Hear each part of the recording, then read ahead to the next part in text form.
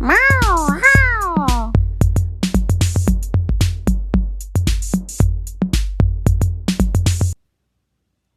Hi second graders, welcome to online learning. I'm so glad to be back doing art with you guys. So we're going to start working on our Alexander Calder mobiles, and the really important thing to know from the get-go is that we're going to be doing this step by step, so please don't go ahead because I want you to work with me. So the first thing I want to talk about is I want you to think about the materials that you have at home and what you could use for your paper decorating. So I did a quick little example of 6 different materials that I have at home, and you may have different ones, but this is what I have. So I did a stamp pattern, and I was always thinking about I'm going to use no more than 2 colors per material or per piece of paper, and I'm going to do a pattern. Essentially, we're making a piece of wallpaper, or we're making sort of our own wrapping paper, so that there's a pattern that repeats over and over using the 2 colors that you use or that you decide on. And then here I used watercolor to make this design. I used marker or Sharpie marker to use this design. On this side I used acrylic paint or poster paint, something that you might have at home. I used white colored pencil on black paper. Anything that's dark, any dark paper that you have, you need to use a white crayon or white colored pencil, otherwise it won't show up. And that goes for anything like dark blue or dark red or anything like that. And here I used some stickers that I have. You could also maybe use washi tape if you have washi tape at home. That would work really well for a pattern if you want to. And what I really want you to do is practice your pattern before you move on to your good paper, because we want to have our idea set before we start drawing it on the good paper. Okay, so do that first. Practice all your little ideas, decide on what pattern you want, decide on what materials you want to use, and then you're ready to go. So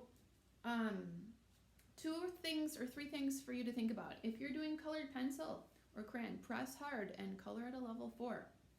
Then you'll get a really nice bright line or a bright shape that will pop, because these are going to be hanging in the air, and you really want to see the design on the paper.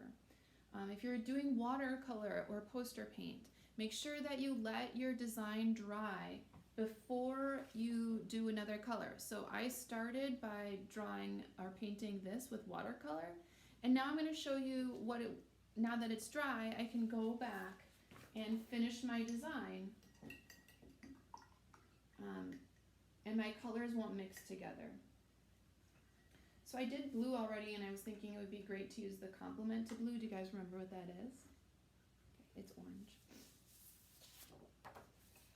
So I'm going to do dashed lines in between here, and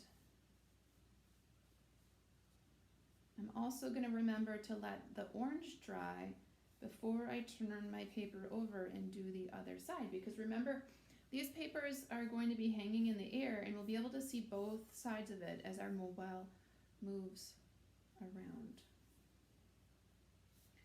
So I'm not going to do all of it for time, but here's my dashed line and my diagonal blue lines. So I will have a nice paper design. I'll put that over there to dry.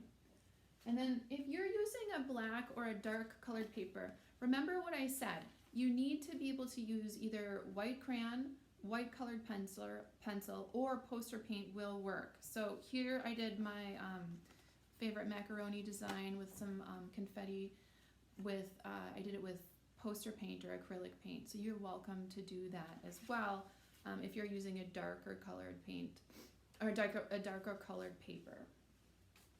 If you have other paper at home that I didn't send home with you that you want to use, it doesn't have to be a perfect piece of paper. You can use something like this, because you're going to end up cutting a shape out, and this has got plenty of room to cut out a shape. Same with this one. So think about what you have at home, and you're welcome to use other things.